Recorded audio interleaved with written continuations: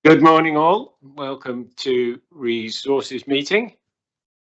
I'll just give Sabina just a moment to rejoin us. Yeah, we'll just hang on a minute, Tiffany, thank you.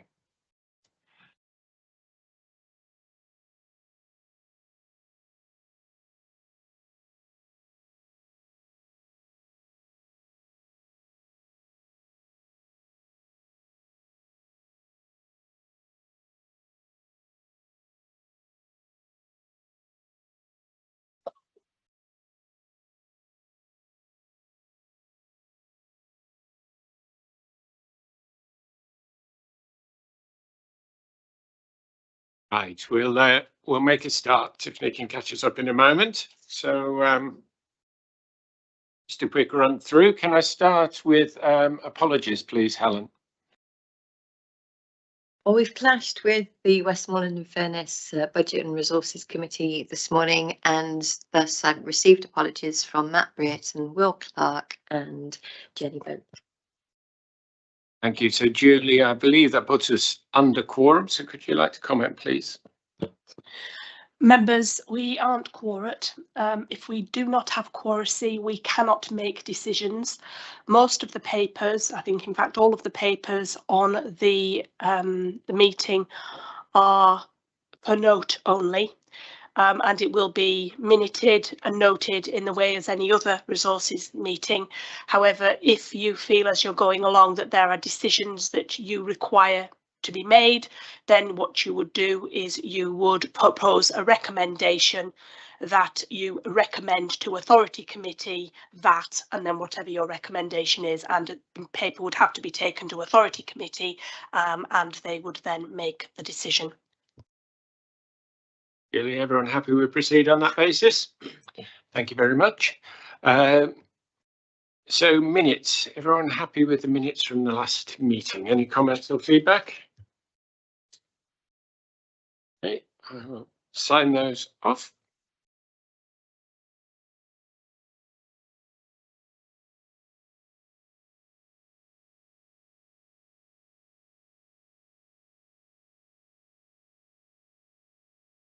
Very much.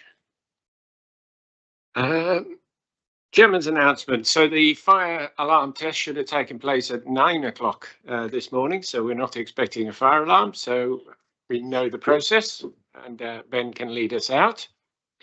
The meeting will be live streamed. So even though we're not quorate, we are going to continue to live stream the meeting so that people will still hear our debates and discussions on some important subjects. As usual, photographs might be used by the public or people observing our live stream, so be aware of that. And if you wish, we can turn off the cameras at appropriate points if people don't wish to be visible. No other announcements at the moment. Declarations of interest. Does anyone have any declarations of interest for the meeting? No. Tiffany, just a quick check, any declarations of interest? Thank you. Right, we have no questions raised under Standing Order 14.2 and no public participation today. So on that basis, we'll crack straight on with our agenda. And Ben, I think it's over to you for the business plan. Thank you. Perfect, thank you, Chair. So straight to our incoming business plan. So we review our business plan annually, and we presented our first draft to authority back in December. So we come to authority for final approval so we come to the next authority for final approval. So this is our final chance for Resources Committee to see it in draft form. So we've seen plenty of changes in the version we've circulated from what we presented in December. So based on member feedback, just to recap, the vision has been recently updated this year, and we also updated our organisational strategy to try and make it a lot simpler. So we've separated the strategy into what we do, and that is aligning our key work areas to match the new Lake District National Parks Partnership Plan. So these are managing the National Park Authority and its statutory duties, nature recovery, communities and economy, viable traditional and nature-friendly farming, historic environment, and health, wellbeing, inspiration, and responsible visiting. Feedback from the members was that managing the National Park Authority and its statutory duties should be first in that list, so we've made that change. The second part of our organisational strategy is how we do what we do, and these are our organisational values and they remain the same, nothing has changed. So following authority, we had some member feedback about what is defined in our business plan as actions. So previously we had 19 key actions, we had 21 additional key service actions, and some members fed back that these additional key actions created a sort of hierarchy of actions as to some are more important than others. Also fed back that the action, so to speak, was actually what we class as our milestones. So previously we had a action and then underneath a number of milestones. So that does sound slightly confusing, but when you see the new one, what we've done is we've removed any kind of action hierarchy. So we don't have additional key actions and key actions, we just have actions. These are split into our 6 key work areas, which is defined by our partnership plan, and our milestones become our actions. So what that looks like is a business plan of 55 actions, which were previously our milestones. So it means that we can report more individually on those milestones as actions. So I know that sounds quite confusing, and I hope that makes sense when you see the proposed business plan. So I'm really happy with the changes we've made based on your feedback. I think it's more clear, I think it's more concise, and it removes any actions which were what I would class as business as usual, and it makes the actions more development actions or more transformative actions. So in our new layout, we accept that this moves how we present it into more of a 1-year plan. We recognise that, but we're okay with that. And then finally, in terms of member feedback, members discussed and requested some sense of scale in the actions. So what we've done so far is we've allocated full-time equivalent against each of those actions. Now, member feedback in the previous days before this paper was that FTE could be quite confusing, and maybe days would be a simpler way of presenting it, which I'm inclined to agree, and we can look to make that change if members agree. So finally, the counterpart of our business plan are our corporate and business plan risks, shown in Annex 4. And with all the significant changes made to our business plan this year, we're not presenting any changes to the way in which we lay out our risks. So some of the content has been updated within the risks, with some minor changes being made to the descriptions of the risks relating to resource availability and Brockhole, but we have not created any new risks. So we're seeking member feedback. This is the final time, as I say, before resources has a chance to comment before it goes to authority. And I welcome any questions. Thank you, Ben, and thanks for all the changes. There's been a lot of iterations on this and a lot of input, so appreciate that and appreciate you keeping it up with it and making it visible to us. So thoughts and comments, members? Serena, do you want to start us off? I think you've got 3. I'll take them individually. One is I couldn't find climate change adaptation in there. I don't know whether it's me or it's dropped out because it's not key or whatever. It seems to me, very important in terms of demonstrating to others and to ourselves, actually, that we're staying on it. So even if there's no specific milestone this year, which there may not be, I think I would quite like to see it reflected in some way, given the importance. Okay. What's really helpful is Catherine sat at the back in Annex 3 has done a summary table, and what it shows is what we had as previous business plan actions, with number 2 being climate change adaptation in the national park, and then it shows if it is included in the presented business plan. That one is one of the, what I would say, few that's not presented this year as a specific action. But that summary table, if you are trying to find something as to where it sits, that's really helpful. But yeah, it's not included this year as a specific action. So then my comment is, I think we should have a think about how we reflect the importance of some issues which will require ongoing work, and that may be linked to the 3-year thing, or it may be linked to what we're saying about services, because I don't I don't for one moment believe that there's nobody in the authority thinking about climate change adaptation, or if that were true, then I would be very worried about it. So I think there is a substantive point in there. I think it may link to my other 2 points a little bit. So I think it's great. I think it's a real improvement. I should have said that up front. Thank you. And thanks for putting the work in on that. Yeah, I think the 3-year plan's never quite worked as a 3-year plan for me. So I'm quite happy to ditch that.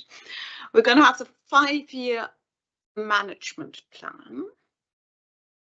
So that's going to guide what we do. And I was reflecting whether I think that leaves a gap or not. And I think it does leave a gap. Maybe it's not a gap that we've previously filled, if you like, because I don't think the 3-year business plan did it, but I think there is still a gap. And that gap is for us to take stock occasionally and think, you know, what exactly are we missing? Looking ahead 2 or 3 years, what's the new thing that's coming up the agenda? What if we were doing the management plan now, what would be different in it?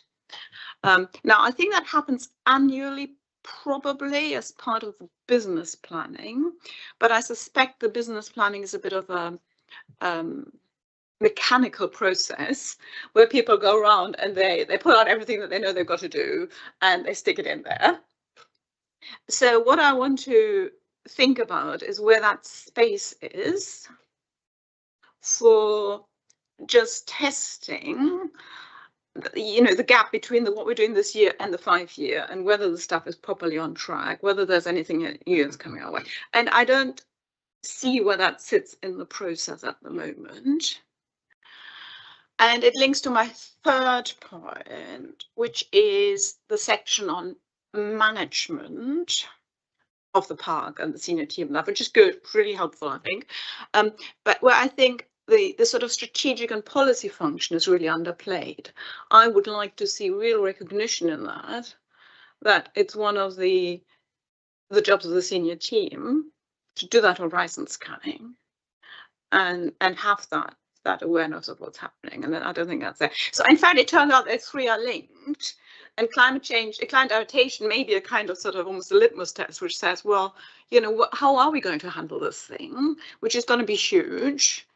There may not be any actions, but should there be actions? How do we think about it? How do we track this? How do we bring it back at regular intervals?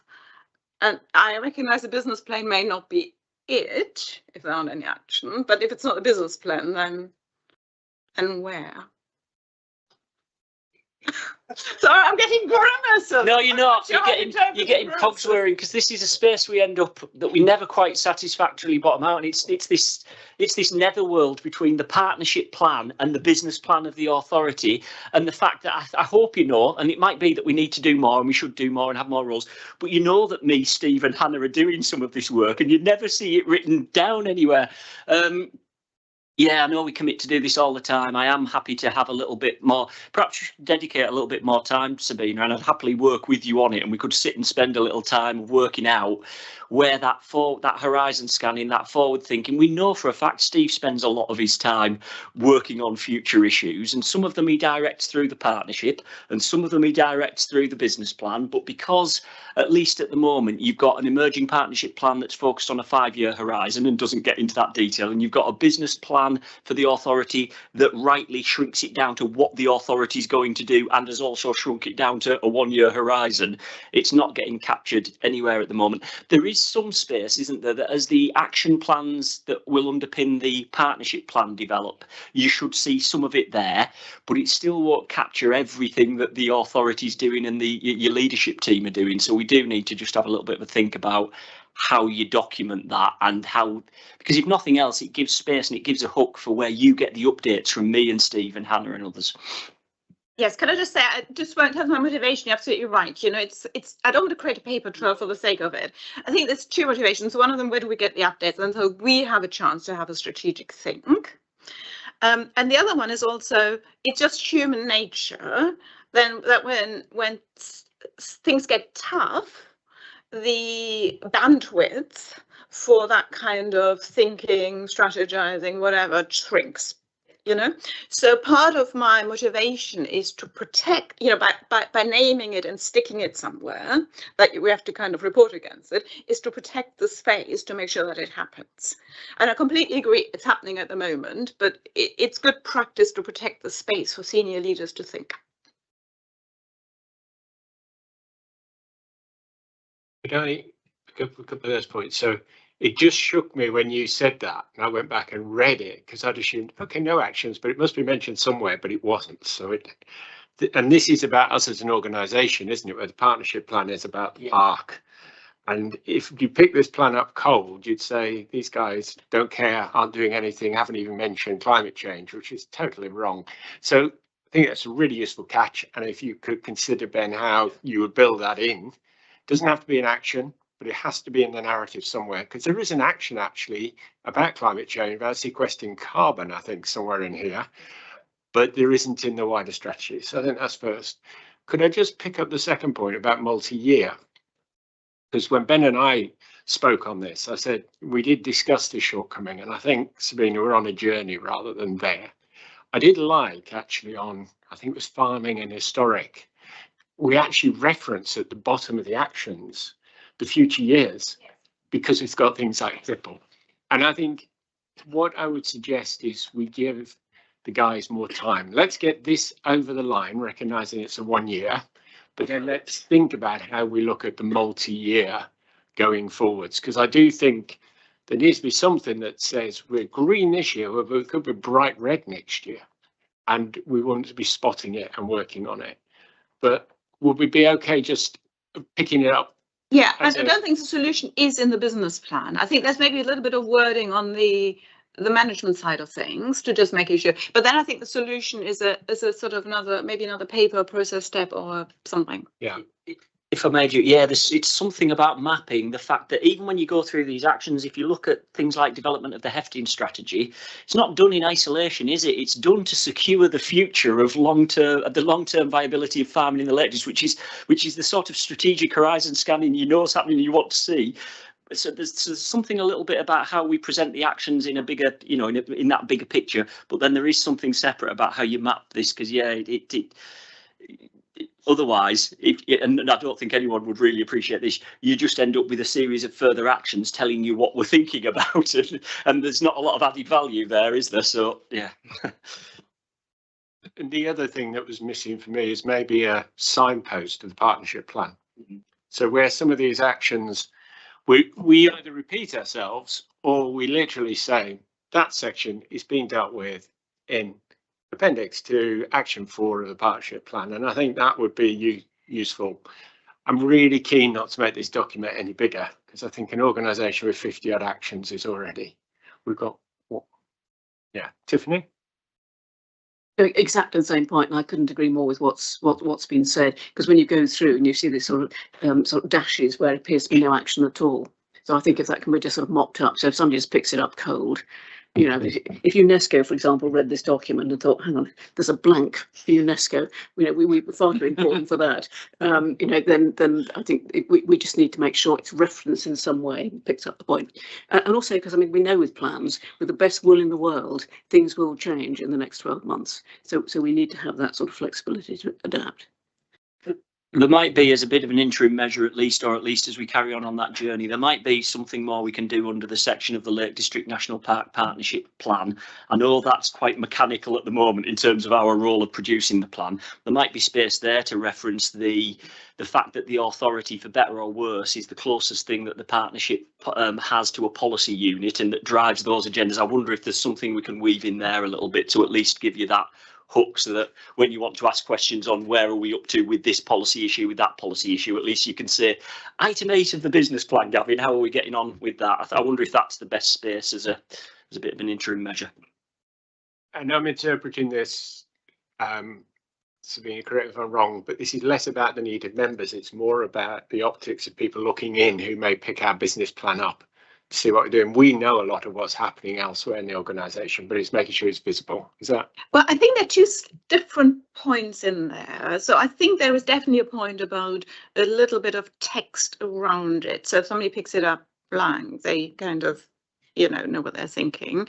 And that may be enough to deal with the adaptation point, or most of the adaptation point. I think there is a separate point, which is for officers and for us to hold ourselves to account for doing the stuff that very easily falls through the cracks, which is putting a, damn towel on your head and sit in a darkened room and, think about stuff. So it's both. I think there is an outward facing piece, and there's a thing about holding ourselves to account for the fact that this happens, without wishing to imply that it doesn't happen. But it's one of those areas that gets crowded out. Peter, anything you wanted to raise? Thank you, Jim. I have only two comments. One, thank you for presenting it in this format. I think it's a significant improvement and it's a lot easier to understand and to appreciate. So appreciate all the work that's gone into that. I've got a couple of objectives which I've got some language suggestions on, because a couple of them are unclearly written or clumsily written. But my observation there is that if I've only got two, that's a load better than the first. Yeah, take the win. Yeah. I've got one question on the risk register, but are we doing that separately? We're just thinking that we'll come back to the risk register and on the business plan. Yeah. Okay, thank you. Mark, any thoughts? Yeah, just briefly, great to see that we've got this. Everything we do, our fundamental priorities will be to deliver our purposes and duty. It'd be good to see them articulated to remind us what our purposes and duty are. Yeah. And it's probably too big a stretch, but it'd be lovely to see our actions mapped to which one of those purposes or duties we are addressing with what we are planning on doing. And the second point is about the historic environment. Our purposes and duties talk about our cultural heritage more than the historic environment. And I'd love to see something about increasing appreciation, understanding, awareness of our cultural heritage. I do a lot of work around bringing people insights and understanding of cultural heritage, and I'm always impressed by how big an appetite there is for that, because we need to recognise that for the last century there's been a conscious decision to airbrush the cultural and industrial heritage of the Lake District away from history, and we've got to do some work to put it back into place.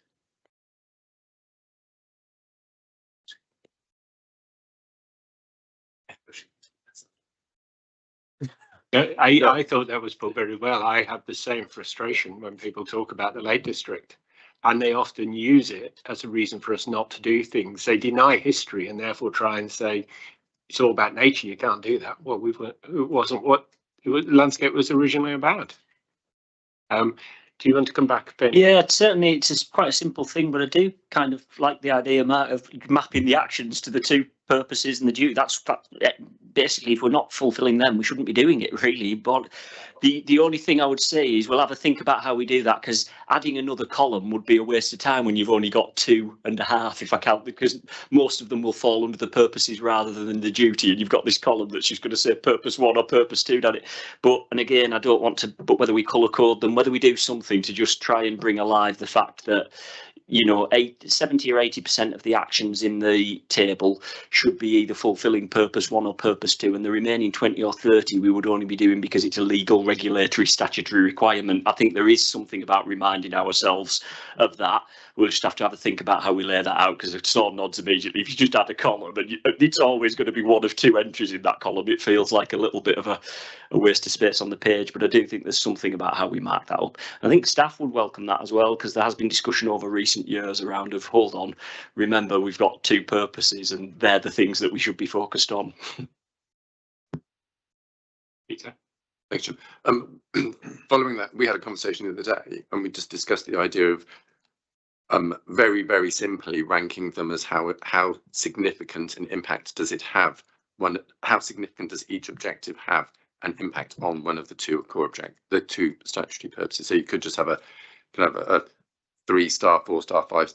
How significant is that objective in delivering? How impactful?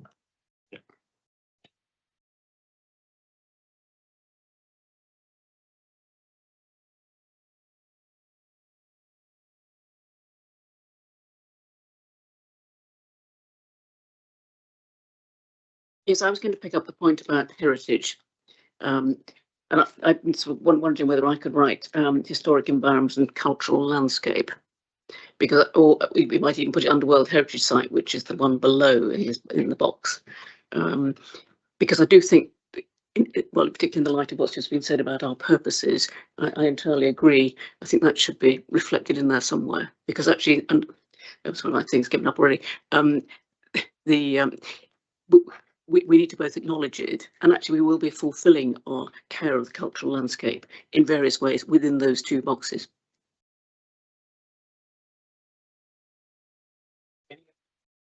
Is any other feedback on the business plan from anybody? So Ben, you're happy with the feedback you've got? Yes, thank you. Just a couple of tweaks. Can I suggest when it goes to authority, I'm sure you'll provide an overview, but could it come to me for some input as well before it goes to the wider debate, Tiffany, so that I can explain what we've done in resources, because it's been well worked through. Yeah, so yeah, I think a good idea. we must make all members aware of that. And sorry, Jim, literally in the presentation at authority, Yeah. can we come to the officer and then to you to just, yeah, as we should. I feel these days ask the chair of the relevant committee to speak. Yeah, So I think it'd be very helpful. Yeah. So that would be good. So can we move on now to corporate and business risks? Ben, is there anything you want to say on this before we go into the discussion? No, nothing other than what I said in the presentation. We haven't changed any. There's no major layout changes with the corporate risks. There's been significant changes in the business plan, so we've kept this very similar. Some minor changes in content in the risk descriptions for resource availability in Brockhall, and no new risks have been created this year. And that's pretty much all I've got to present on the risks. Okay. Anyone, any thoughts or comment, Peter? Excuse me. Thank you, Jim. Just got one comment. On page 73, number 9, vibrant communities and prosperous economy, the Windermere Gateway and achieve affordable local housing needs. We've got that as amber. Surely that should be red with the current situation with Windermere Gateway. So when this will have been drafted, that was before that announcement. So yeah. So this, bear in mind when these were drafted, looking at Catherine Carr, how many weeks ago or a month ago. So yeah, that will have changed. Whether it'll be red or not, I can't comment because it's not my action, but at the time.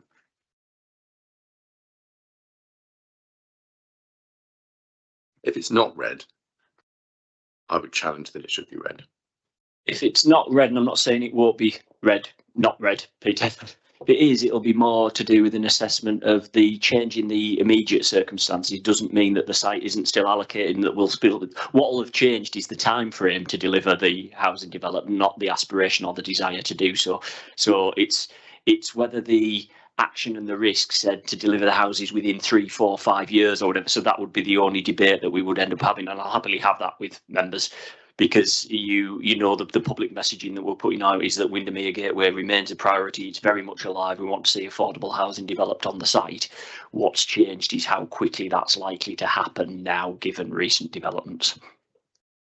And I think, Gavin, the reason I would see that as red is we will miss our housing target in the plan because it was a key component, key deliverable. So it's red because we're going to miss our target of housing, but it's not red because the site's no longer going to be developed, and that's the subtlety in the rating. And we obviously, you always get commentary alongside the rating, so we can put that, we can build that in. Okay, thank you, Pete. Anyone, any other comments? No. All I would ask, Ben, it's not for now, but as we go into next year, I think we could maybe even try and slim these a bit further. Things like resource availability, I think, stem back from a different time, with unemployment now approaching 5% and the labour market feeling a little bit easier. I think we can maybe just consolidate 1 or 2 actions into a more generic corporate risk. And that will help us focus then what I feel are the specific risks, like Brockhall, like World Heritage Site, like Greenside Mine, which I think are specific corporate risks for us that would impact us organisationally. I appreciate it's an easy explanation, but I come back, this paper was drafted about a month ago, and actually the landscape's changed a lot in the last month around, certainly around resourcing type risks and finance risks and the commercial strategy type risks. A month's a long time, isn't it? And things have moved on quite significantly. So before authority, we can definitely have a look at some of them again, Jim.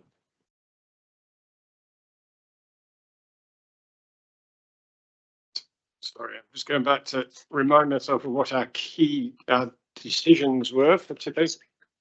Oh, sorry. Sabina, sorry. Come on. Yeah, please. I think this will produce another grimace from Gavin.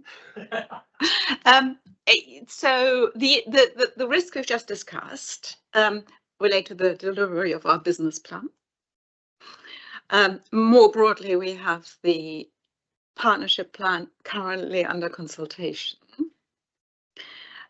Now you will remember, I'm sure, that we had an interesting conversation about the risk register that went with the partnership set plan at some point, and the kind of discussion around that. So I just wanted to use this opportunity to have a plea that we as members see the draft risk register for the partnership plan at the point when it's appropriate, recognizing that the consultation only just closed, etc. Because we tend to get the action planning for the partnership plan, but I don't think we got a chance to think about the risk register previously. No, grimace for once, Sabina, a big smile. The risk register is under development alongside the action plan, so yeah, the thing will be brought together. We'd reached the point when we finally bottomed out where we were with it. Frankly, it had reached such a late stage in the current partnership plan that there didn't seem a lot of point developing a risk register. We were already out for consultation on the new plan, but the team are acutely aware and are working on a risk register for the new partnership plan. So certainly, as it goes through PSV and through the partnership, and you get that final suite of documents, which will be the partnership plan, the 1 to 2 year action plan, and the risk register, they want presenting as a suite of documents for approval. But yeah, big smile, because I know it's being worked on at the moment. It's a good one. And the sequence, make sure the sequencing is right again, that we get to discuss it before it goes to the partnership for approval, not the wrong way. Not that we're faced with a fait accompli from the partnership, I think. Good. So we were to discuss the business plan and provide comments on the corporate business risks. I think we've given that a good airing. Is everyone happy? Ben, you got what you need? Yes, thank you. Okay, on that basis, I suggest you move on to performance and risk monitoring report, which you think's yourself again. It is. Perfect. Thank you very much. So this is the Q3 performance and risk monitoring report. So we're asking members to review in delivering the 25-28 business plan and to review the management of the corporate risks and business plan risks. So I usually just move straight to the executive summary with these reports. So we have 19 key actions, 15 of those are currently rated green or complete. We have 4 key actions that have an amber status: climate change adaptation, carbon reduction and sequestration, sustainable travel and transport, and vibrant communities and prosperous economy. We also have and within the executive summary, there's a note for each one of those as to why they're currently amber. We also have 21 additional key actions. 17 of these have a green status. Again, 4 have an amber status, 3 of which are down to staff vacancy. So we have the asset and property management and sustainability actions, which are due to the same vacancy. We're working with an agency to fulfill that very specialist post. We have another action, the facilities and buildings management, who we did have a post holder, but then had to resign for personal reasons. We're currently replacing that role. And then finally, we have planning casework, which is at amber and is consistently at amber. Andrew came and did a presentation at authority last time and gave an update as to where we're up to with that, which I hope was helpful. So looking at the overall service performance, there's no change from the last quarter. 5 out of 6 services are reporting green status. Development management remains amber. Yep, and then moving to risks. So we have 15 key corporate and business plan risks. None are at a critical or high level, and 6 are rated at a medium level. Of all of those, 5 medium risks and 2 low level risks have a reported amber status. Resource availability, external factors impacting the authority, development management, special area of conservation planning reviews, BROCOL, cyber risk and data security, and also World Heritage inscription. So all other risks have a score less than 10, are within tolerance and have a green status. So that's the summary of the executive summary. If anyone's got any questions, over to members. Thank you, Ben. Any questions for Ben on this one? Hinted looks, but no one volunteering. Peter, do you want to say something? You look like you do. I've got two observations or comments. One is broad, and it's following from what you were talking about, Jim, about some of the risks in the previous document being a bit, we might be able to bring them together. I have an observation, which is that many of these risks are very generic and bland. So we've got, we might struggle to keep our employees engaged, I paraphrase. We may struggle to recruit people. We may suffer from events beyond our control. We may suffer from reputational damage. I'm not sure to what extent having those risks in this document before this committee is helpful, because what the actions that are being taken are, we will mitigate these risks or minimize these risks. I'm not sure the value of having those in this document before this committee, what that value is my main is one point. And the other point is just, forgive me if I'm putting this in the wrong place, but my ability to find things again reflects the point that we've had before, which is that a lot of these documents are very long and it's hard to remember where the point comes in. So I'll make the point, and if it's in the wrong place, please forgive me. But we're recruiting new people in, so we've got a World Heritage Marketing Officer and an SVMG comms officer. I'm interested to understand what outcomes or outputs we will get from those people, given that we've recently recruited several new people to the comms team. And when we looked at the strategy 18 months ago, there wasn't any reference to significant increase in resource in that department. So that's a question I've got. Jim, perhaps you can guide where if that's in the wrong place, or how we come back to those 2 points. Sabina, do you want to come in? Yes, I think Gavin will want to come in, but I think this is, in a sense, this is a thing for members among members. And as somebody who's been pushing the risk register, I thought I'd just give you my version of it. What's this thing for?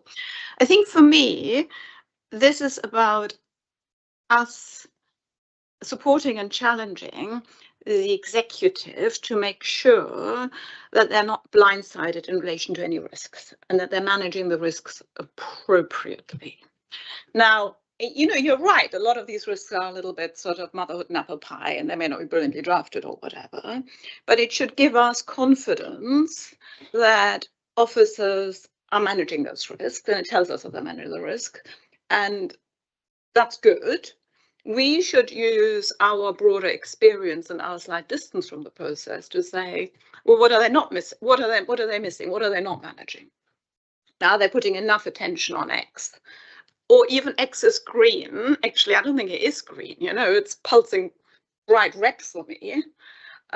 Something that somebody said to me, and I'm going to repeat it later possibly, a mentor was, you know, you should always worry about the green stuff, because that's the stuff that's not being managed. So I think this has an important role for us as members, not to look at the kind of the drafting of the individual staff, but to satisfy ourselves and support officers to not miss stuff. I entirely agree, and they can be a bit motherhood and apple pie, because they tend to be aggregations of a whole series of risks that sit below this. This is not the extent of risk management in the authority. There are service level risk registers. If you take the one, roughly, we might struggle to attract the right staff. That's what we present to members. So as Sabina says, at least you're aware that we're alive to that there are recruitment issues. If you then drop down, Pete within his service area will have a risk register for his service area, and that might then start to cite that we've got, you know, single points of failure with this individual is the only individual that does this type of work, and if they leave X, Y, and Z, or there might be a risk that there's an acute shortage at the moment of qualified SIP for accountants, etc. You get more granular detail down at the service level. I don't think you'd enjoy it, and I don't think it would be appropriate if we started to bring the service risk registers to you, because if you want shorter reports, that wouldn't be the direction to go. But this isn't the single risk register for the whole authority. At a service level, we then have more and more granular risks that would pick up the specific problems that we're likely to face. When we look at it as service and you recognise that actually there are a range of different recruitment risks across the authority, that gets to the point where you're like, oh, well, we need to recognise that on the corporate risk register so that members are aware and are confident that we're dealing with it. I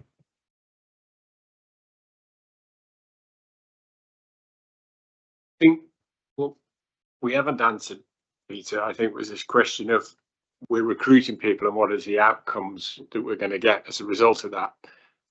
Maybe it's not totally relevant to this, but a lot of our risks turn amber or red because of a resourcing issue. And at the same time, we should probably be clear in the risks that we are recruiting people to address a particular risk and make that clear in there. I think there's a separate debate, probably not for the risk register, that says on the back of certain levels of recruitment, what are the outputs and improvements we're going to see? And I think that's a different debate we're having a different time. But I definitely think there's a link between recruiting people and dealing with a risk, and we should see that in the risk register. Does it make sense, Kevin? It does, yeah. And on the specific point, just while I've got the floor, we did a bit of recruitment in the comms team, absolutely, but it was largely replacing people who had left. So it was just a question of maintaining the service plan. Where we look for that new role is exactly the stuff that you've quite rightly been pushing us on, Peter. If you think, without getting too graphic, you sort of dragged me and Sarah to the table and made us do the influencer work, etc., which was really successful. So all credit to you. But in terms of taking more of that work forward, that's what that SVMG comms role is about, and effectively we're fairly optimistic that partners will contribute to the costs of that in any case. Yeah, so we will underwrite it, but we're already getting fairly strong and good soundings from the partners that they are willing to contribute to that role. But that role will particularly provide, when me and Sarah are repeatedly telling you we don't have a lot of capacity to do further things around messaging to visitors, that's exactly what that role should be looking to do.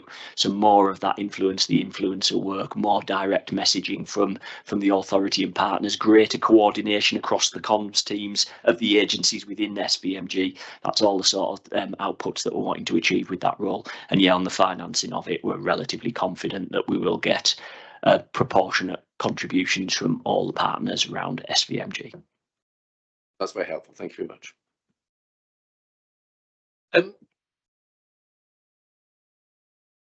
Any other comments on the risks? Yep. Okay, my only thought, Ben, is the same as the last time. If we can, as we go through next year, more consolidation. I just think knowing that the more detailed risks are being managed below us. So what we monitor and review progress of the business plan, and the members review the management of risks and the business plan risks. So everyone happy we had a discussion on that? We've fed back. Thank you all very much. Right, now onto the meaty item of medium-term financial strategy. And Pete, you have the floor. Thank you, Chair. So I'll just present the highlights from the report and give a bit of preamble, and then pause for detailed questions. So in terms of the reason this is coming to you, so we have a statutory responsibility to set a balanced budget every year. So the MTFS includes, I guess, year one of the 5 is 2026-27, which obviously we presents a balanced budget in the report. Balancing the budget can also include use of reserves. So it's also important that, I guess, across the MTFS, we show in a sustainable position. That's what the auditors are going to be challenging us on. So it might be we balance 1 year with an unsustainable use of reserves, and the auditors will say, well, what's your 5-year plan? So the two things are sort of presented together because they are interdependent.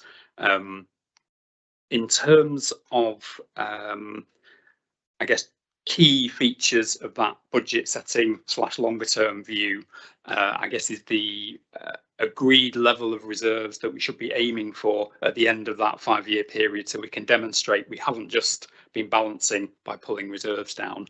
And in November, we brought the financial resilience assessment, which goes into a bit of detail about where we sort of think we are in general terms, in terms of our financial position. And a key part of that is agreeing those reserve positions. So for the last few years, we've said the general reserve should have a target balance of 1.5 million, and the trading reserve should have a target balance of 500,000, and nothing has changed as far as that goes. And the scenario that's presented has those as the targets to be in that position at the end of year 5, so that we can demonstrate to the auditors, you know, we haven't just balanced one year by pulling a load of reserves down. So that's a kind of key aspect of this. There's 2 sides to it. Some of the key assumptions that are in there. So we have assumed a flat cash main core grant settlement based on the 2025-26 figure. So we had the cuts in 25-26 where we lost 8.2%, and in addition we had the employer's national insurance increase, which we weren't refunded for. So both of those assumptions are kind of fed through the life of the plan. We have also assumed a 1.5 million capital grant for 3 years, and it's all still sort of pending confirmation from DEFRA in terms of definitely what our settlement is for next year. They did indicate off the back of the last settlement that they would aspire to give us some level of certainty over subsequent years as well, and we're hoping for indications of 3 years. I think in reality it'll be, here's year 1, this is what years 2 and 3 might look like, but with a caveat that it might also get changed. But our current sort of working assumption is 3 years of capital grant, and that NPG at that lower level fed throughout the plan. The other key element, which is, I suppose, quite a bit more positive than when we came in November, is we have had clarity around the pension fund. So we make fairly sizable contributions into the LGPS as an employer. And it's not just us, this is certainly within Cumbria. The 2 unitaries will have had similar results from the actuarial valuation. So every 3 years, the actuary will go and assess what the employer's contributions should be into the fund. Now, we've had some level of indication that the fund was in a bit of a surplus, because for accounting purposes, it gets revalued at the end of every financial year as well.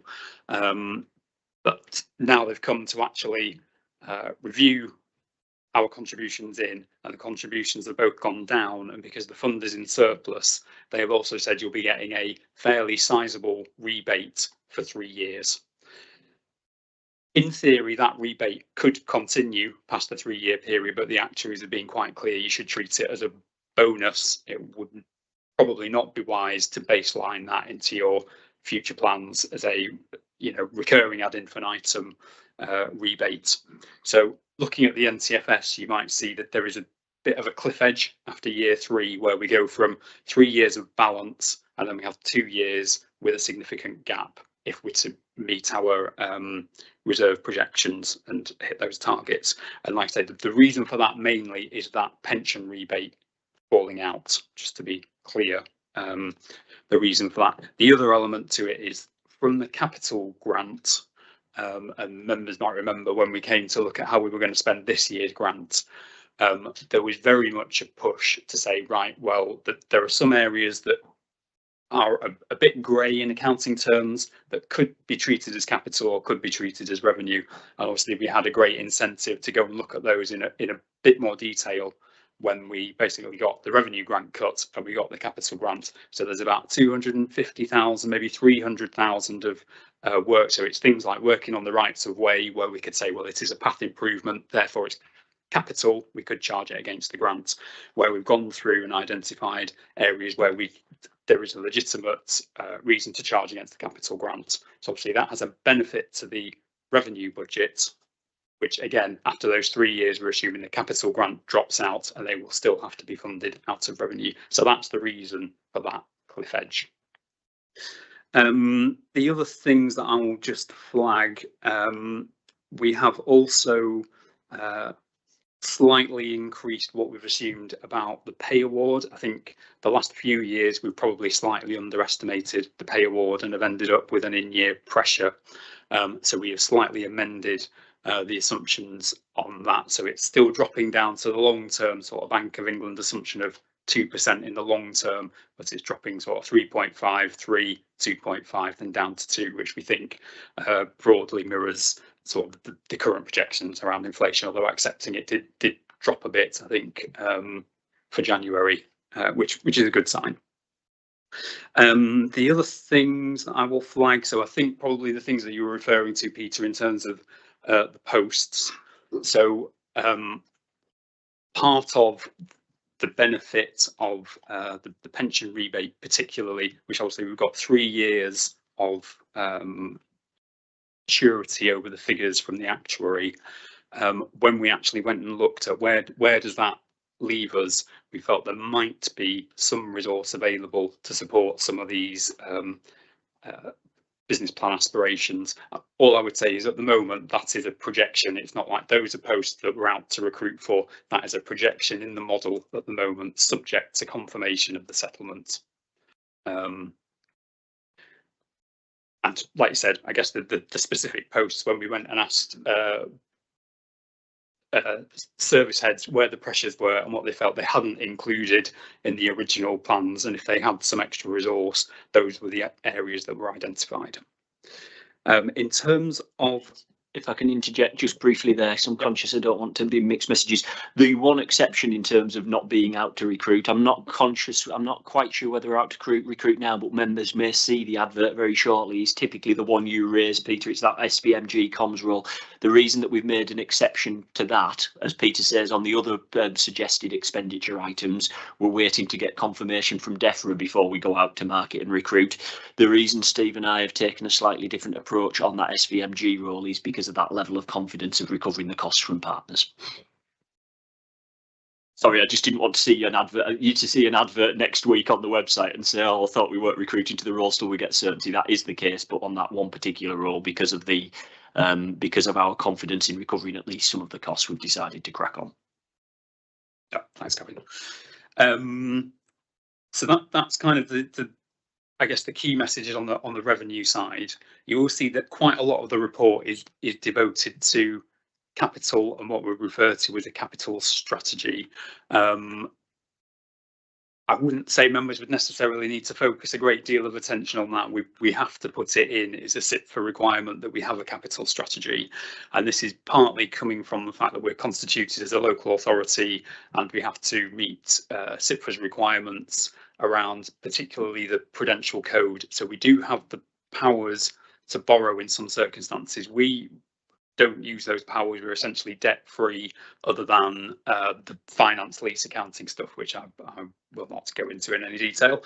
But essentially, because we are operating within that framework, we have to set out in quite a bit of detail our approach to borrowing and debt. And it particularly came off the back of a small number of local authorities who started investing massively disproportionately to their size and got into an awful lot of troubles, you know, as Section 114 notices. So essentially that's when SIPFA brought that framework in to say, right, you've got to be quite explicit about your attitude to investing for commercial purposes. And like I say, from our point of view, we are certainly not investing disproportionate to our size or in things that are in any way outside of our sort of statutory remit.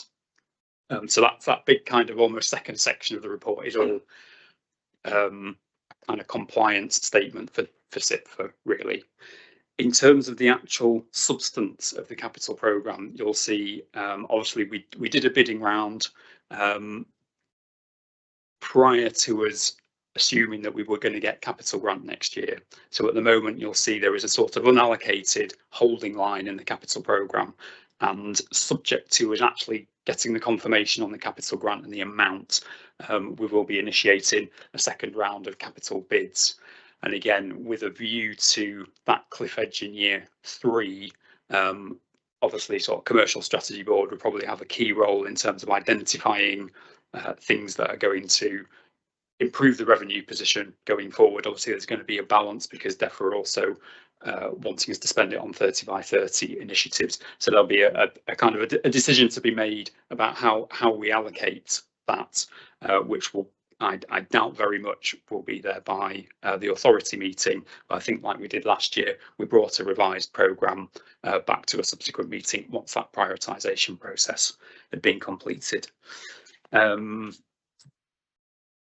The other thing I'll just emphasise is obviously this is still a draft position pending confirmation of, I guess, that key element being the grant settlement.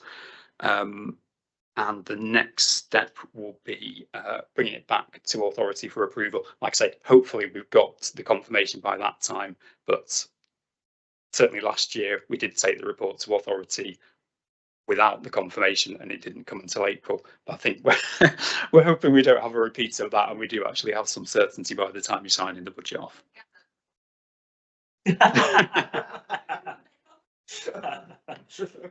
Fair point. So I'll leave it there. I hope that's given you know a good outline of the content and the key issues. But yeah, happy to take any detailed questions. Thanks, Pete. Again, remember we're discussing feeding back because ultimately it goes to authority for decision anyway. So yeah, but useful to have any thoughts and feedback or questions anyone's got. Start with yourself, Mark, please. Yeah, so big picture, it strikes me that we're actually in a very comfortable position. And I don't think we should be embarrassed about being in a comfortable position. You know, when you think of all the other public sector organisations trying to produce a medium-term financial strategy and they're being forced to make aggressive assumptions or even unrealistic assumptions to get anywhere close to balance, it feels to me that we can make some very realistic, quite cautious assumptions and still not draw down heavily on reserves, not see any cash pressure or operational pressure. So that's a good thing. But the other side of that coin is it therefore bold enough? Is it ambitious enough? Because it could be thought of as being quite easy in its current form.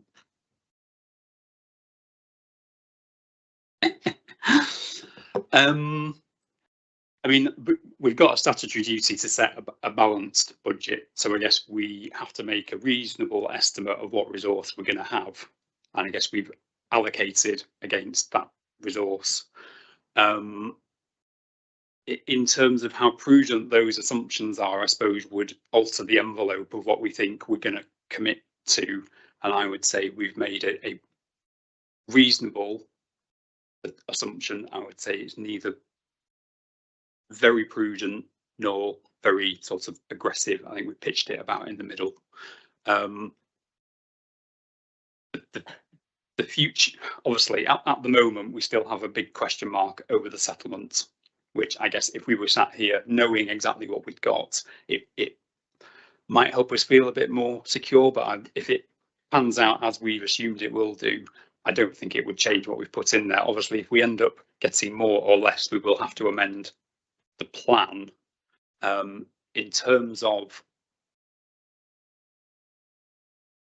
how we would amend it to make it more ambitious, I think our challenge is to make a reasonable assumption and then to set out what we're going to spend it on aligned to the business plan. I'm not sure if that's really answered your question, but I'll give a personal view. We're certainly I'm hesitant about the language I use. We're certainly in a more comfortable position than I thought we would be last summer. Absolutely, Mark. And I think we're probably in a more comfortable position than we've been for a number of years. But the caveat I'll put on that, we're in a relatively comfortable position in terms of maintaining the same scale and extent of ambition of delivering the business plan that we've actually set. In previous years, the risk of having an unplanned hole in the budget mid-year has been significantly higher, whether through our commercial operations, whether through pay award. I feel less exposed to those risks, and I feel more comfortable around the scale of resource, financial resource and the budget required to deliver the big business plan that we've put forward this time.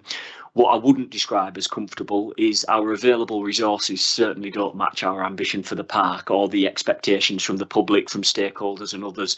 We're not in a growth phase and we're not in a position to be able to do a whole lot more, I don't think. What this feels like to me is an MTFS based on these assumptions that we're unlikely to face some of the unforeseen pressures that we have in previous years, particularly, I'll be open and honest, around some of the commercial and trading activity where we've been drawing on the trading reserve quite considerably in recent years. I feel that this is a year to feel a little bit more confident in those projections and, as Pete's already said, around pay award. Would I want to see us put a load more expenditure and a load of further ambition into the business plan and the budget at this point in time, not without a little bit more certainty from DEFRA around what that settlement is likely to be, and ideally an increase on either revenue or capital to fund it as well, would probably be my 2 pennies worth at that point. I feel though, Mark, just picking your point, that we as members still have a role now to make sure that organisationally we're getting the most efficient delivery and the best pound for our buck against our key objectives. And I think there's always a risk when an organisation's not challenged, as we have been regularly in the past, that you can get a little bit complacent, maybe, trying to use my words carefully. So I think we should continue, and I think it's a key part of our role to continue to test that we are getting good value for money, that we aren't holding unnecessarily risk-averse approaches to our budgets. So as an example, I would think we'll be looking at the trading reserve size once we've got Brockhole nailed on, because we don't need 500,000, but we do need a little reserve because things change and car parking goes up and down. So I think it's a really important point you raise, and I think it's something that I see as key for the Resources Committee going forwards to continue to help, and I hope Gavin will take that as a supportive challenge from members. For clarity, there are elements like that I'd be really keen to release money to get stuff done. I think what's most likely to happen over the coming years, if you take that example of the trading reserve, I think there would be scope to reduce that balance if everything goes to plan over the next couple of months. What that might release is, say, a couple of 100,000 or 250,000 of funding. What I'd want members in the right space of is either treat that as capital or treat it as one-off revenue. What I'm not comfortable in is that sense of making recurring spending commitments and that recurring revenue. By all means, money released from the trading reserve could be spent across more than 1 year. Absolutely, it could, but that isn't the same as having a recurring income source, is it? That's the only distinction I'd want to make. I think there's probably 2 or 3 areas where we might get the benefit of some one-off flushes of both revenue and capital that we should sit down collectively and talk about how we invest. Absolutely, I think there'll be opportunity for that. I guess what I'm more reticent about is that lifeblood, that recurring unrestricted revenue funding, either through National Park Grant or through our own trading income. Thank you. Mark, any other questions before we move on? Thank you. Sabina. I thought that was really useful. I've got 2 comments, but I just wanted to come back to that. And it's a slightly predates Mark, but it's probably worth saying that until a couple of years ago, we used to have a regular, quite heated discussion about whether the reserve's too big. And then things got a bit sort of shaky in the real world. And those of us who've been pushing that particular point piped down a bit. But I think it's absolutely right. We should come back to that. And even taking Gavin's point about, we can't bake it into running costs, but we could make more use of time limited staffing, get somebody in. So I would like to see that as well. The other thing to say on that is it also links to some discussions we've been having on the business plan. We didn't have it today, but we have had it at other times where we said it should be okay. The business plan, the report, the outturn against the business plan at the end of the year shouldn't be all green. Because frankly, if it is, we haven't been ambitious enough to start with. And I think that is a thing that bears repeating and bears holding the officers to in terms of the business plan. These should be stretch targets, and if we don't get them all, I think we just live with that. My next point is related to that. Oh, my actual point. So, do you mind if I just briefly answer that first one? That's exactly the headspace me and Peter in, by the way. It's just when I talk about a one-off chunk of money, you could still use it over multiple years, and you might be looking at fixed-term contracts for staff. What I'm slightly more reticent of, without a tangible increase in generated income or that NPG grant is that different psychological contract that comes with both members and the employee of saying you're a permanent member of staff, this is an alteration to the establishment. I think that there could be good scope for some fixed term contracts in the coming years, absolutely. Right, so my actual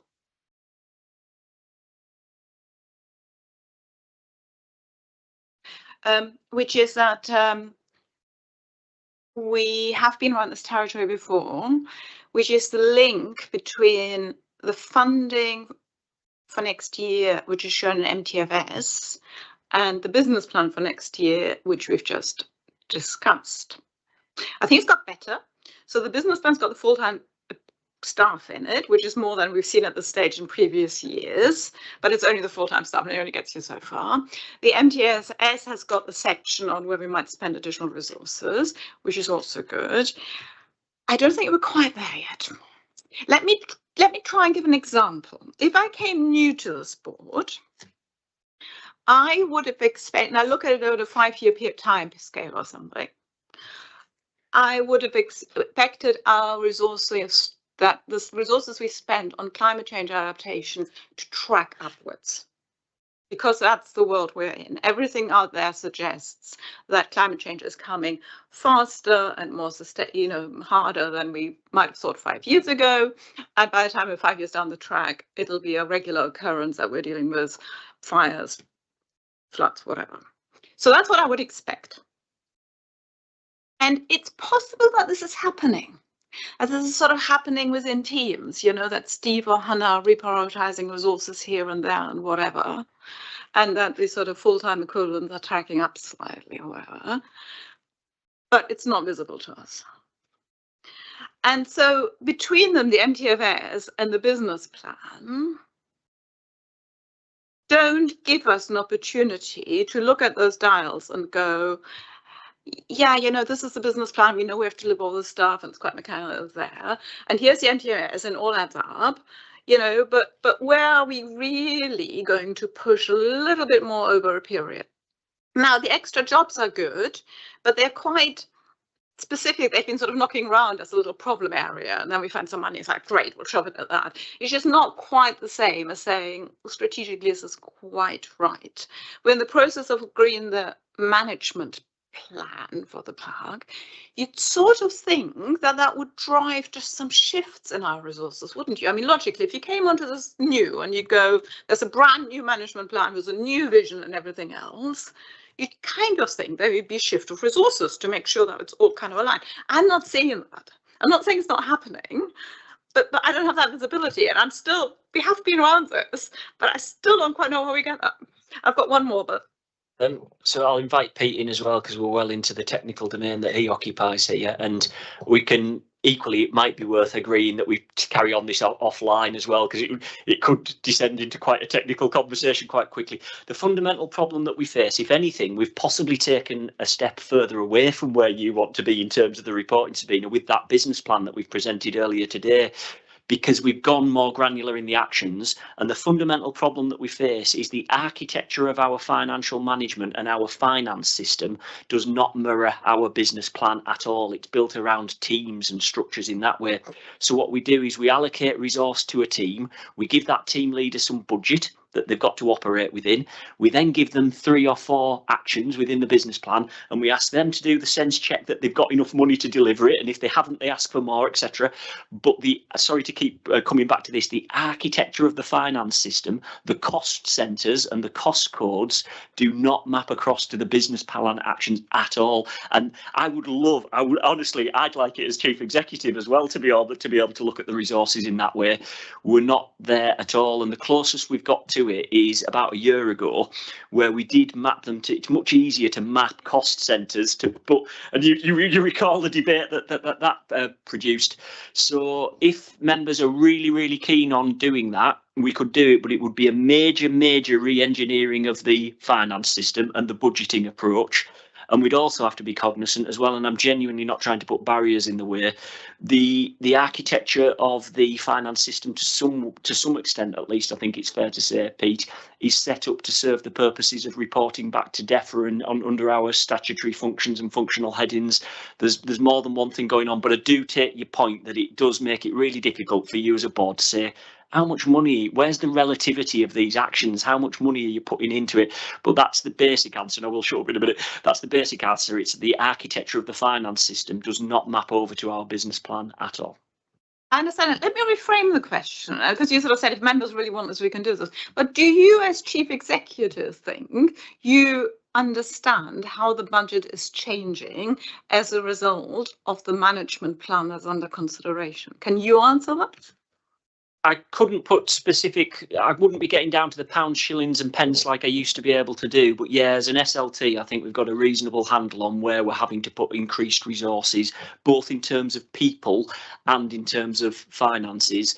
I guess what we'll be more comfortable as an SLT is that when we ask Pete to produce an approximate report, as we did a year ago, I think we've got more faith and comfort that that is a decent proxy measure of where we're putting our resources.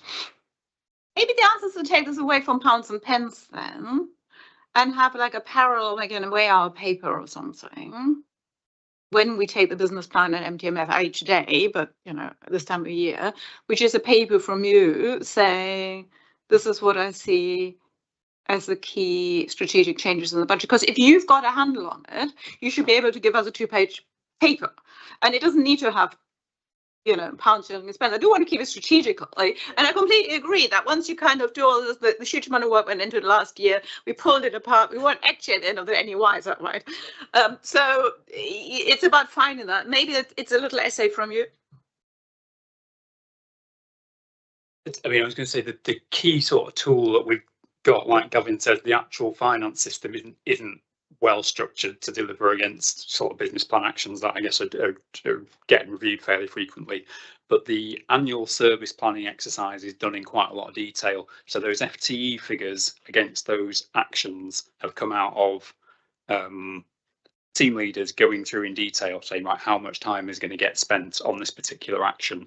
So in terms of your point about the longer term, like over the 5-year NTFS, how is it going to change? I suppose we haven't necessarily got the information on that because service planning is being done in detail for next year. But in terms of the resource going in for each of those actions for next year, that is being done in quite a lot of detail. So to say it's an FTE estimate maybe undersells a little bit the level of work that's gone in.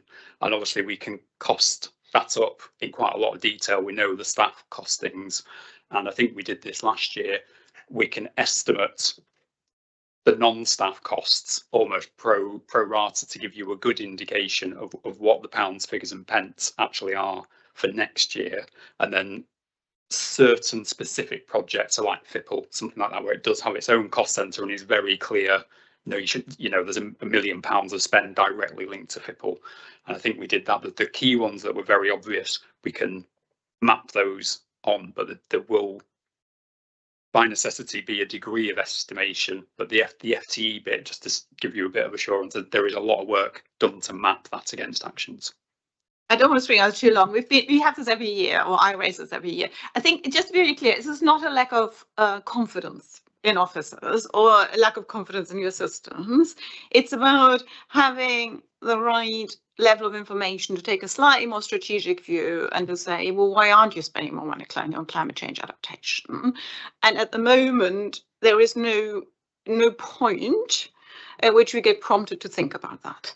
So that's what it's about for me. So I'm suggesting an essay or something. I'm happy to leave it at that and just leave you to think about it one more time, but it's just not quite there yet, you know? You're right. I feel the missing bit is that communication tool between the numbers that were produced last year that didn't leave members particularly any the wiser. And I understand, I get that they didn't, it's not they were useful to me and they were useful to the officers. So somewhere we're failing in the communication from our ability to interpret and understand them when we're so much more familiar with the operational functionality of the authority, and then conveying that over in it. This is what it means in terms of where the resource is going. That's something that I think me and you could have a look at, Pete, couldn't we? Maybe because we were trying to do it in a simple column on the business plan, we didn't have the space to unpack it. As you say, I wouldn't bring you another 15-page budget report to sit alongside the budget report, but a couple of pages or a couple of PowerPoint slides or something that said, look, this is where the resource, both in terms of people and in supplies and services type budgets,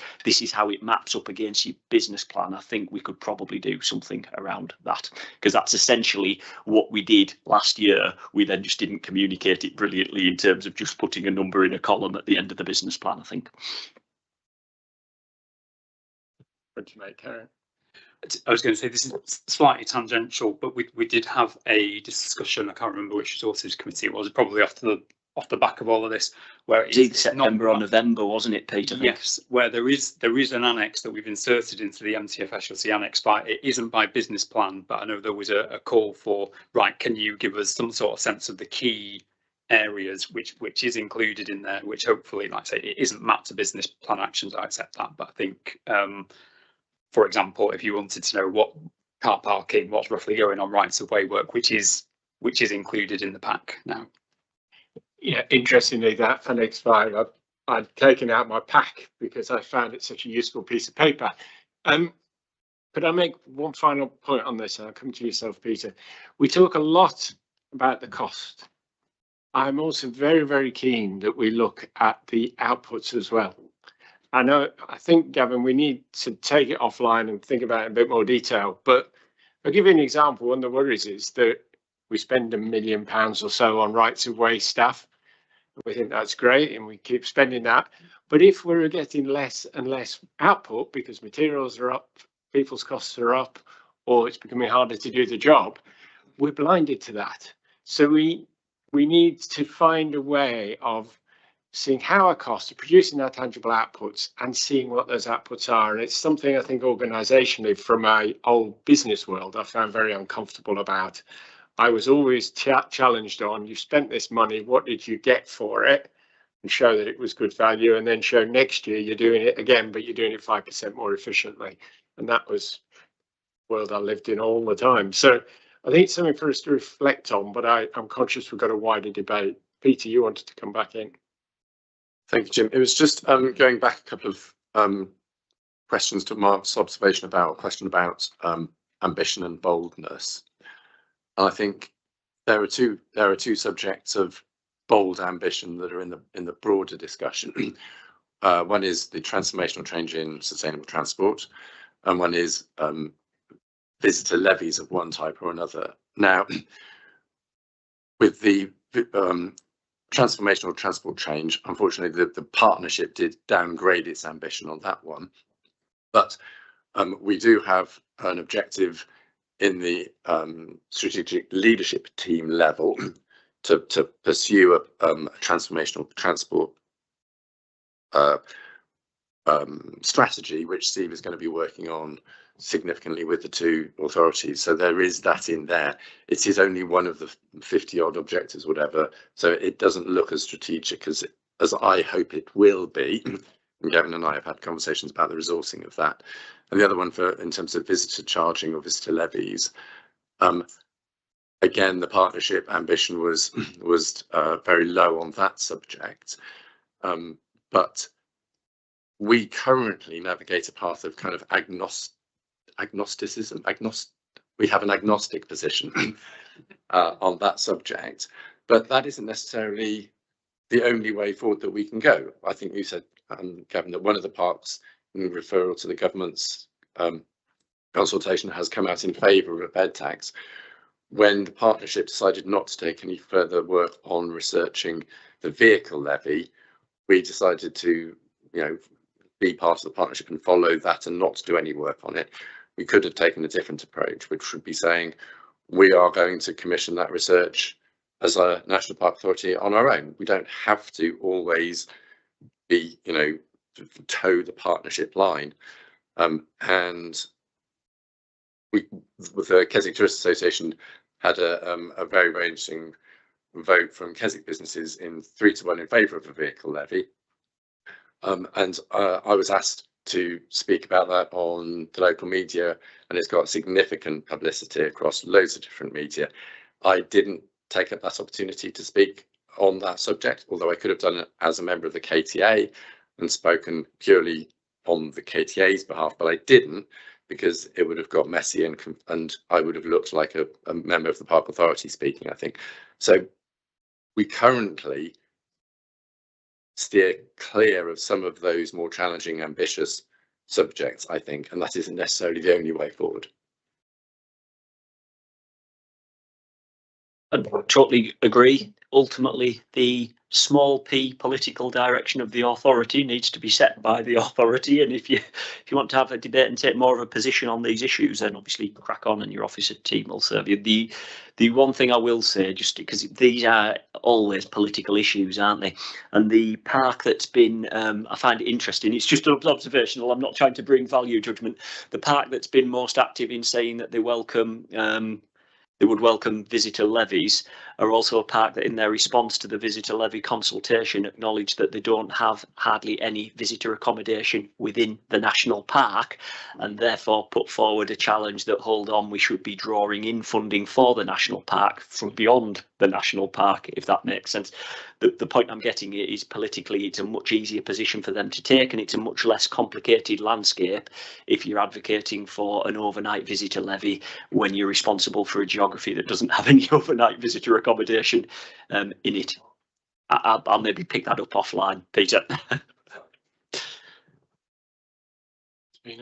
think there's a slide also getting away from MTIS. However, having said that, I think there's a structural issue with the stuff that Peter describes, which I think we need to just be alert to, which is I think that officers are always trying to shape, rightly, don't get me wrong, I've sat on that side of the table, the objectives and actions in the way that they believe is going to be fully deliverable, so they get a green at the end of the year.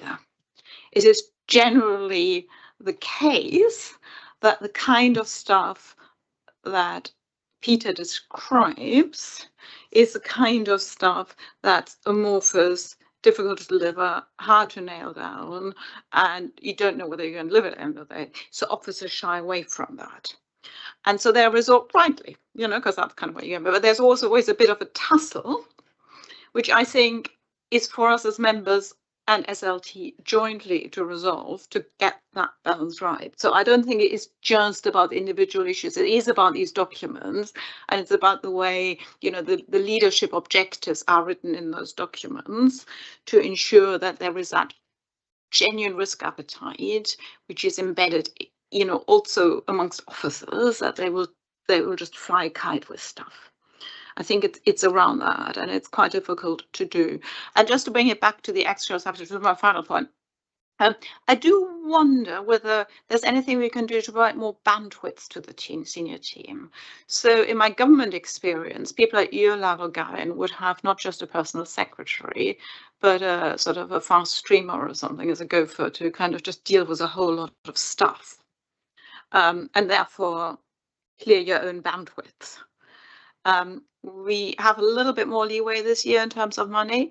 I think I'd be interested in some ideas to ensure that we use the limited brain space that we've got at the top of the organization in the absolutely most cost-effective way to do stuff like transport. I mean, I had wondered whether to say transport, but it's part of that, driving stuff forward, which is just strategic, which may not have a kind of deliverable at the end of the day. And so picking up, there's a couple of points I'll come back on there. Certainly, I'm now acutely conscious that if things do get a little bit more comfortable, as Mark rightly described them, I am acutely conscious that it's public information now. When Steve steps down and we're down to me and Hannah at that more senior level, that is feeling incredibly tight now. If I'm honest, that was a necessity a year or so ago, but I'd be keen to come forward with some suggestions and some proposals about how we increase capacity there. Whether we look at further options as well, I'm all ears as well, Sabina. And then on your earlier point, I think actually as an officer team, we've probably got a reasonable appetite for having more reds in that business plan. I suspect it'll be different to you as members. You're definitely going to have this tension of me wanting to see a lot more greens than perhaps you guys are comfortable with. But certainly in that area around the delivering against slightly intangible, ephemeral, really difficult things, I'm very comfortable having in there. And I'm very, understandably, I'm much more comfortable reporting reds at the end of the year against there than I am about more operational stuff that you should have the capacity and the ability to fulfil. I think we've got quite a mature relationship across the board in SLT that actually, if we set some really stretching ambitions, I'd feel perfectly comfortable coming to you and reporting on red and saying, you always knew this was going to be difficult. This is a red.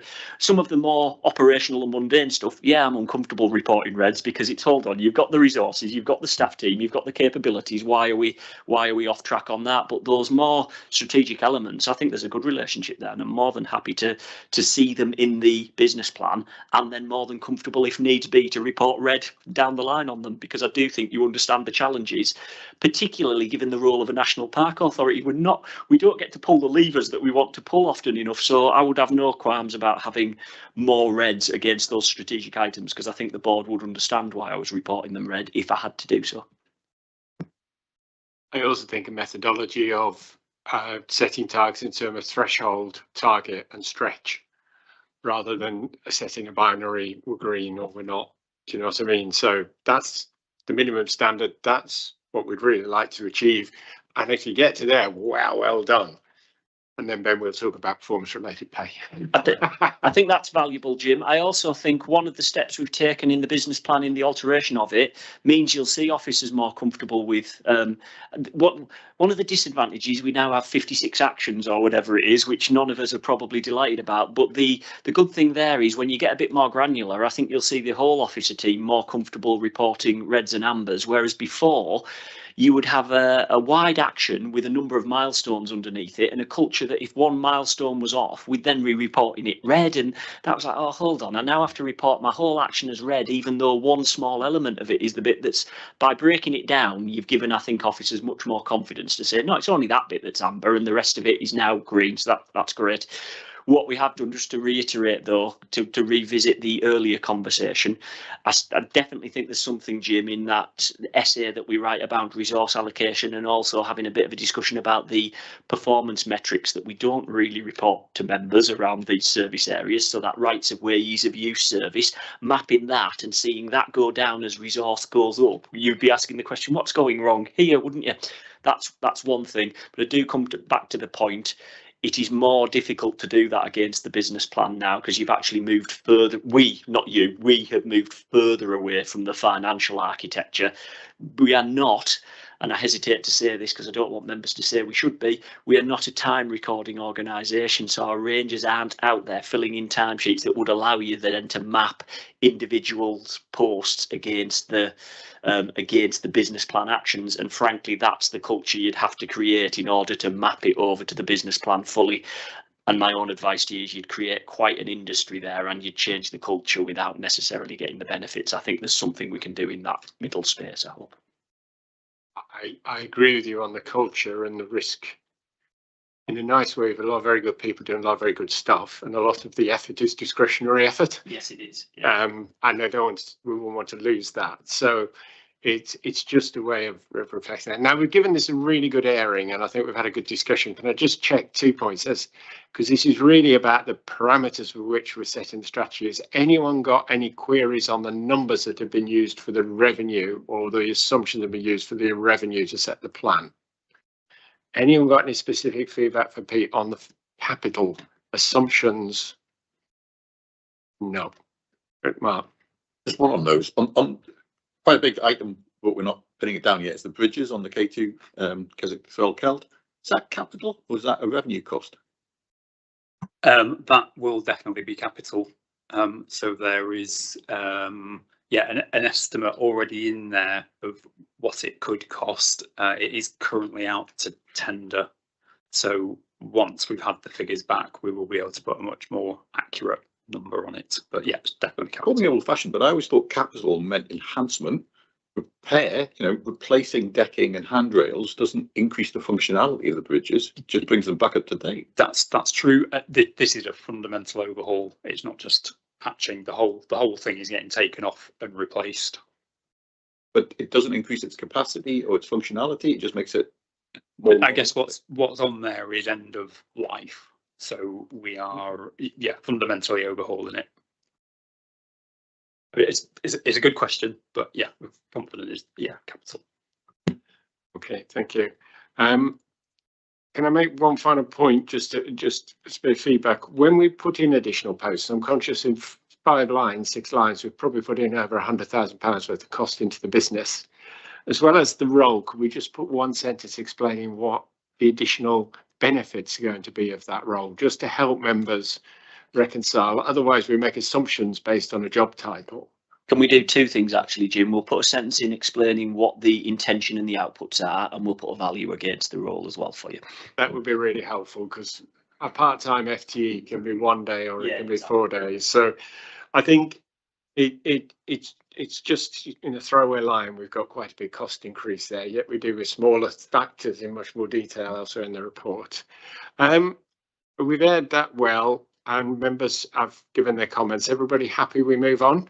I plan just to do the next item, and then while the live stream has been turned off, we'll have a break before we go into part 2, just to give you a feel for timing. So thank you very much for that item. Now, Peter, I think we're back to yourself again. Yes. Thank you, Chair. Yeah. So this is the regular finance report. So this is going up to the end of December. So it covers capital, revenue, treasury management, and general risks. Just in terms of the highlights, I think it's continuing largely the messages that we put forward in period 6. So essentially, the general funds position is projected to close about 550k better than we thought it would do the last time we set the MTFS. Just to clarify, that figure has been reflected in the MTFS paper that we've just seen, so that they do sort of tie together. A key driver for that has been performance on visitor services in year, particularly car parking. So members may remember earlier in the year where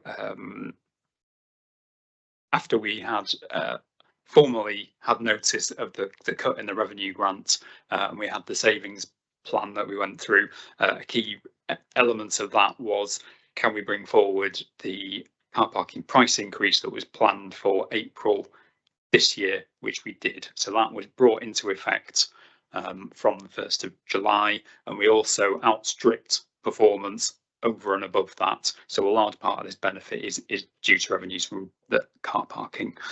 The other bit that's offsetting that is in previous years, car parking has also done really well, but it's been masked slightly by the fact that Brockhole, and particularly the cafe, has lost 400,000. So you end up with a net neutral position, whereas that has not been the case this year. Obviously, we've been operating Brockhole without the cafe and the shop, so actually the benefit of the car parking has actually turned into an actual benefit instead of offsetting losses elsewhere.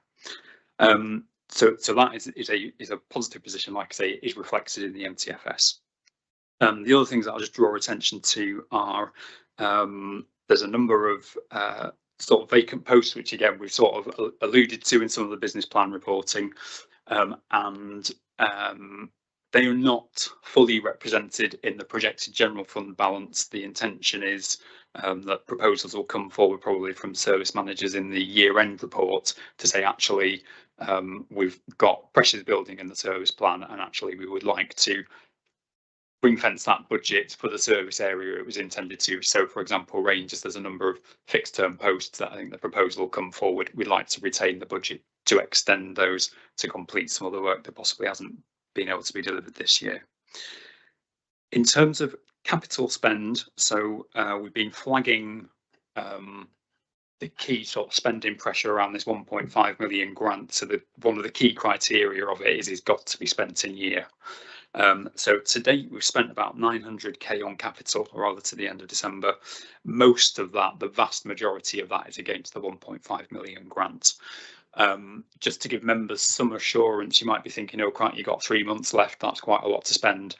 There's a lot of work, and members will see around the building, lifts getting fixed, the partitions.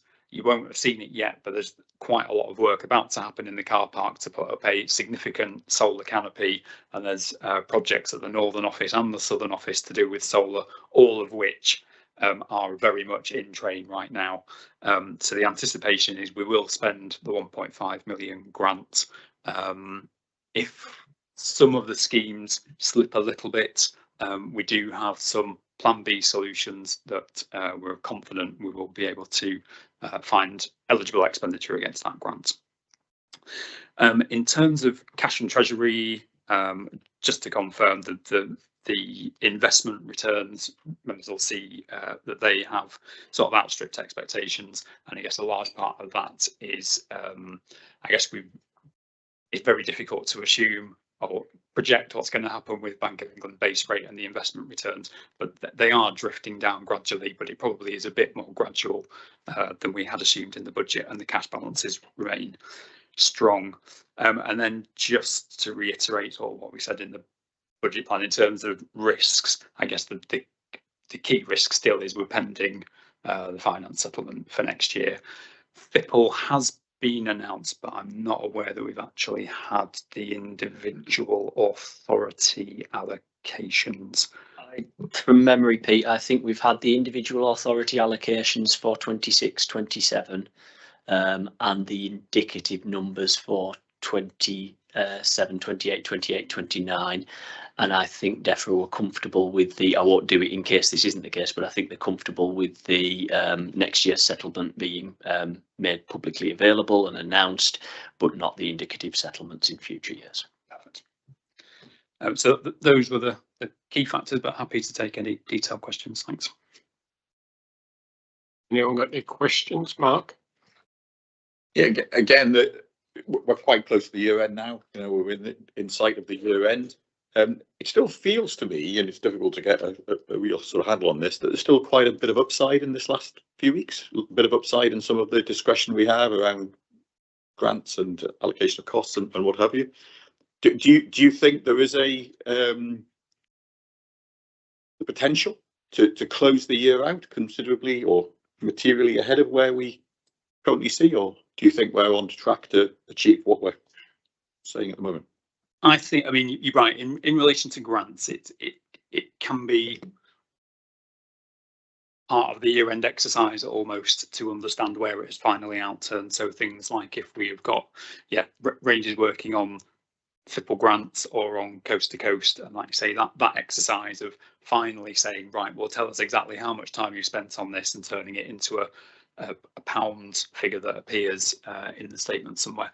So I think we have alluded to that risk in the report, that there is the potential that there could be a significant amount of staff time charged against grants. And like I say, what I would expect is similar to last year, where staff have spent time on grant chargeable work and they haven't been doing the other stuff. There will be a request that comes forward to say, well, we've got a backlog in the service plan and or other ambitions that were already there that we couldn't have achieved, and we'd like to ring fence some of this money to support, like say, prolonging fixed term posts. I know there's a number of fixed term roles in the Ranger service that are due to end certainly during the MTFS period, where they will say, right, we would like to retain that funding to support those posts. So in that case, they won't show up as a benefit to the general fund, but the point you're making is right. Yes, that is possible, that the extent of what gets charged to grant funded work is reasonably significant. It's like I say, difficult to put a number on it, but you're right. Yeah. Just a couple more. Thanks for that, Pete. On the capex, so as you say, described, there was a strategy to expend the 1.5 this current year. Am I right in saying we start the next year with the same figure and the same challenge? And does that again give us an opportunity to invest for growth, to invest for? So at the moment, we are spending the money on ways that save us expenditure. The assets, the leased assets, I suppose the canopies are all again income generating assets. Is there further scope to go on that? Because when you look at where we make money, hate to use that expression, car parks, can we invest in that sort of asset? This is an excellent pertinent question. Yeah, basically it is the same. I mean, what we've tried to do is first off, match off the stuff we were going to spend anyway that's eligible against the grants, basically to free up the time. Because the real challenge with that grant is if we get it again, we would expect the same conditions to apply, that it's one year of funding, which can make it challenging if you've got a really complex scheme, like say if you want to buy a car park that doesn't already exist. I guess you'll have planning, construction, design, procurement, which is a real ask in the space of a year. So that challenge to do anything really ambitious with the funding still exists. We are hoping that there is some indication of a multi-year settlement. I know it will be heavily caveated. It might make us feel like we can do some of the preparatory work. So like you say, if we sat here again in a year's time having the same conversation, at least maybe we've done the groundwork and we can hit the ground running on the 1st of April. But essentially, yes, you're right. And I think there is a discussion, certainly Commercial Strategy Board will have a key bit in this in terms of thinking, right, what's the pipeline for those schemes that are going to help bridge that budget gap in year 4 and 5, mixed with obviously DEFRA's criteria on that grant aren't purely about innovation and cost cutting. There is a sort of 30 by 30 aspect to it as well. So I think we need to agree, it might be as crude as well with half and half between sort of investment or 30-30. I think that discussion's yet to be had, but you're absolutely right. Yeah. So just to reassure you, Mark, we do have a pipeline and we are working on it, and the pipeline does link to things that we believe have a proven track record of delivering us ongoing contributions. So car parking and solar panels are two very obvious ones. We've been limited in our ambitions by the one-off nature of the payments so far, but there are some broader ambitions if those should change. And the final point is the point that Pete's made, is we're really not clear of the terms and we don't expect to get away with spending all the money on car parks or buildings or anything like that. Gavin, do you want to? Yeah, I'll elaborate on that point. The quick answer to your original question is actually the intent when DEFRA awarded the capital monies. The basic intent behind it was twofold. They wanted us to spend it on 30 by 30, i.e. nature recovery, or they wanted to spend it. They wanted us to spend it on income generation, not efficiency savings. They're not the same thing, either. They wanted to spend it on income generation. What they found, given that they didn't tell us we would be getting the grant until the financial year had already started, particularly the smaller parks, but even bigger parks like ourselves in the South Downs, all went back to them and said, capital programs take a little time to develop. You've got to get planning permission. You've got to purchase land. You've got to, and they increasingly, before they drafted the final sort of grant conditions, they got increasingly relaxed about what the classification of income generation was, and it began to pick up more efficiency savings and other ways of basically reducing revenue burden became the definition of how you spend it. I think particularly if we move into the 3-year settlement, they'll go back to their original intent and they'll possibly tighten the conditions down a little bit, that it should be around new income generation. But I think we also have to prepare ourselves, as Pete says.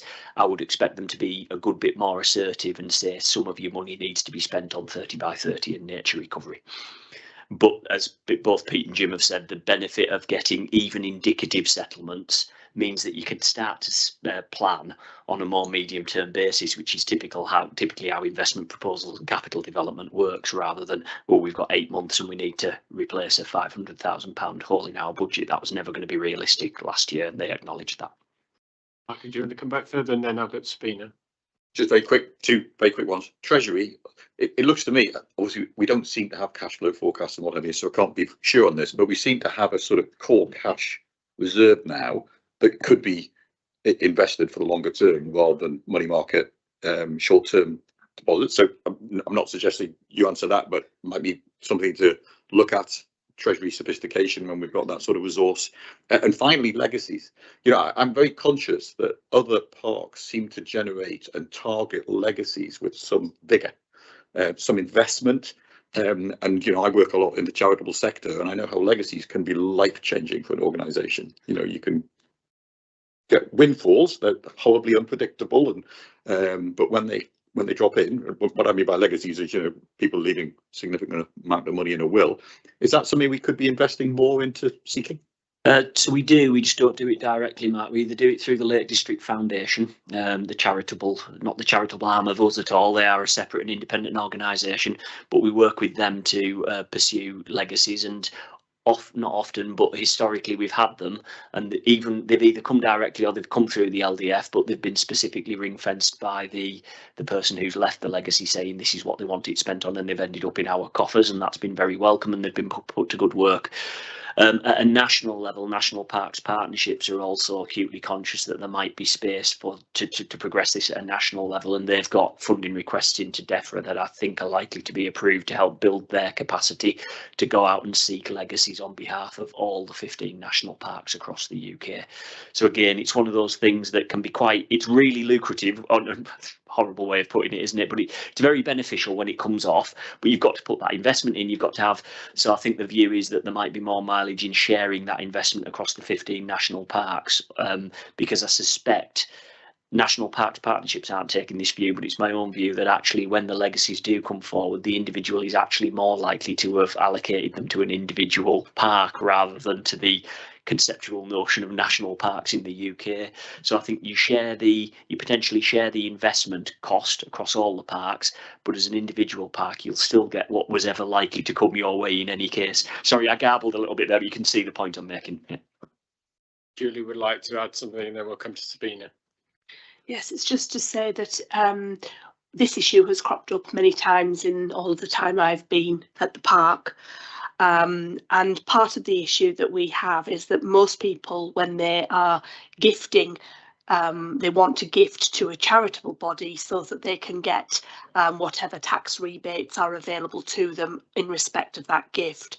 And so what tends to happen is most people, when they're gifting, tend to gift to things like Fix the Fells, that kind of project, and they gift to our partners who are charitable bodies, for example, the National Trust in the case of Fix the Fells, but the money is spent on the Fix the Fell projects, it's specifically stated.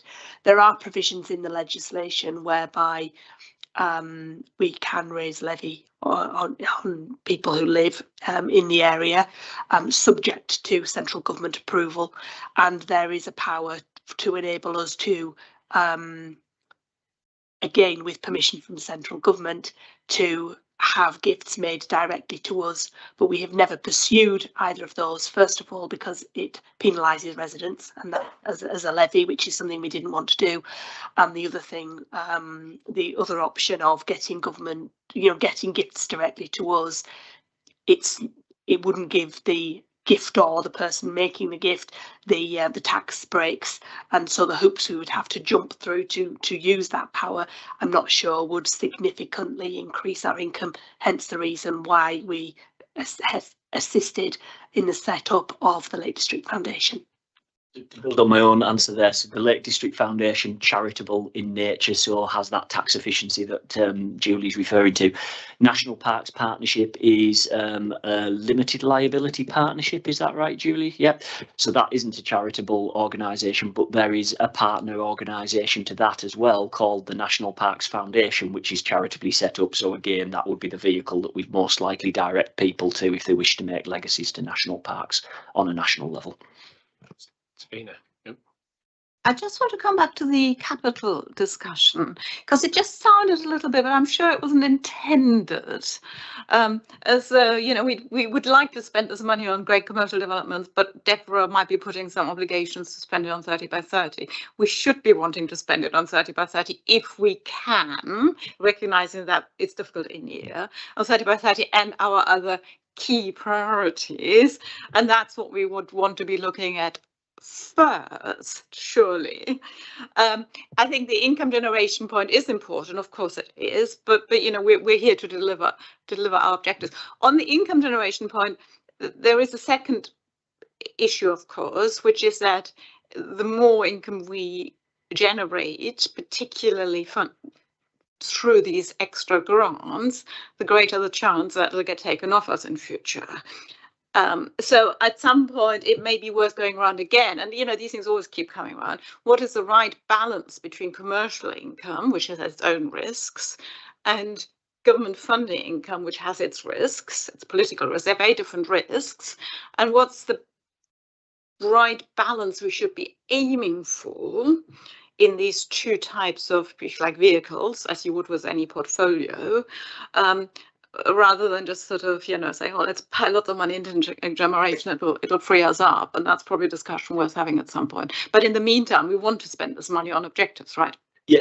To be clear, no regret. If any came across, no regret that we'd be spending capital, that we will be given capital and we would be asked to spend capital on nature. That is absolutely a priority for us. If I've got a personal regret, it's over recent years we haven't had capital available to spend on nature recovery, so I really welcome it. The response was more, at least intended to be, a direct response to the question of can we spend it on income generation? And the answer is yes. But not all of it, because even if we as a board, and I don't think we would, but even as we as a board wanted to direct it all into income generation, DEFRA would hold us to account and say, hold on, you're here to deliver outcomes as well. But I'm actually really excited about the opportunity to spend some money on nature recovery. We've certainly faced public criticism for not investing heavily enough in that area over recent years, and that's a bit unfair because we've not had the opportunity to do so. So I welcome the opportunity to do it.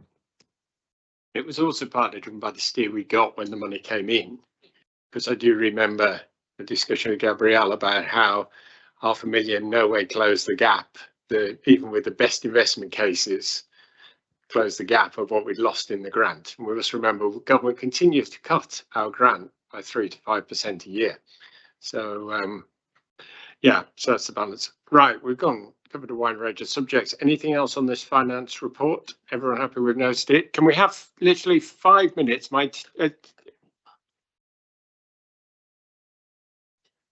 Oh yeah, sorry, just before we let you escape from the table, we will now, under section 100 of Local Government Acts, the public be excluded from the meeting for following items because exempt information as defined in section 12A of the Act will be disclosed during discussions. All happy with that? Yeah. Okay, we'll stop that. Let's have 5 minutes. I'm hoping we'll be done 12:30 at the very latest, depending on the discussion on the car parks. Yep, thank you. Just 5 minutes.